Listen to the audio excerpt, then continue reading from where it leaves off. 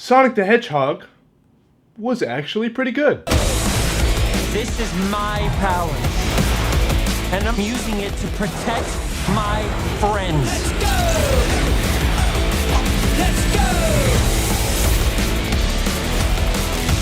So yesterday I saw Sonic the Hedgehog, and it was actually a lot of fun and surprisingly really good. So I want to be clear, the revisions made to Sonic are such an improvement over the original one, and I would like to thank the studio for doing such a thing and going out of their way to taking the criticism given by fans of this property and making the adjustments necessary to make it the most enjoyable film for the fans. And to be clear, I was not one of those people that signed a petition or advocated for these changes, but when the studio decided to make the changes, I saw it as an acceptable approach to criticism, and I approve what it is they did. And I do want to be completely transparent. The team that did work on Sonic and made all of those adjustments for the film, and the reason why the film was pushed back, was laid off immediately after the film was completed.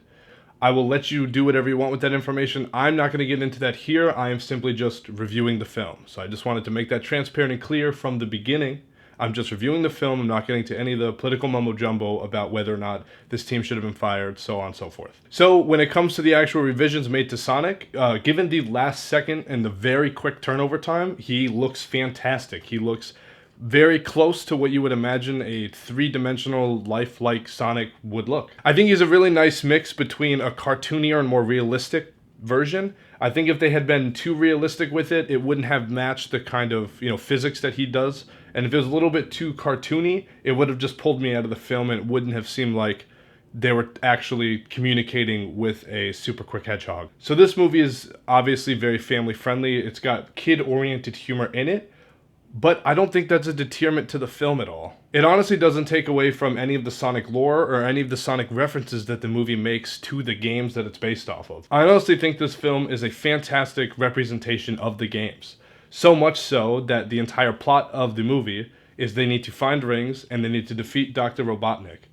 And then everything that Sonic does in the movie, besides obviously, movie instilled stuff for the sake of narrative, are things that he does in the game. So obviously the big ticket item here is that Jim Carrey is playing Dr. Robotnik, and it's super refreshing and super nice to see him coming back and doing kind of a goofy, crazy role again. It's nice after all of the, recovery and grieving that he has been doing for the last couple of years, I believe now. It's nice to see him kind of take a wacky approach and get kind of creative and crazy with roles again. And he even said in an interview recently that he's, always going to have that wacky side of him. He's just not going to be as adamant about doing those things unless he sees the role as very fitting. And Ben Schwartz, who you actually may know as Gene Ralphio from Parks and Recreation, he does the voice for Sonic, and I actually think he does a really good job at it. He does a lot more voice acting, I think, for like BoJack Horseman as well. I don't know what more recent projects he's done. I don't really follow him, but he does a fantastic job as Sonic. He's fun, he's energetic, and he kind of goes all of the way with the character itself. He even does a few slight impressions of old Jim Carrey skits and old Jim Carrey characters, which I think is really funny. So if you follow Jim Carrey or you've seen, a bunch of old Jim Carrey movies several times, you might actually catch these. And James Marsden, who plays Tom Wachowski,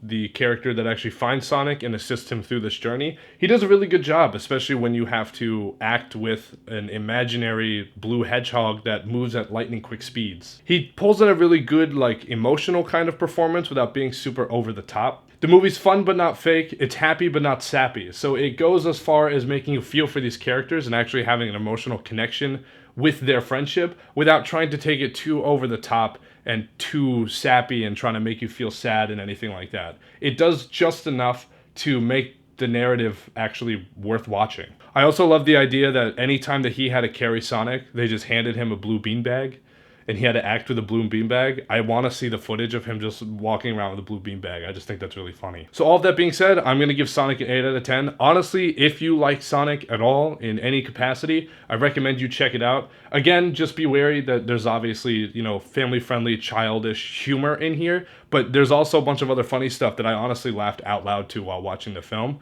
It's a really good film. It's a very solid Sonic film. The fact that the Sonic property is about 20 years past its relevance and the movie is this good is honestly kind of a miracle.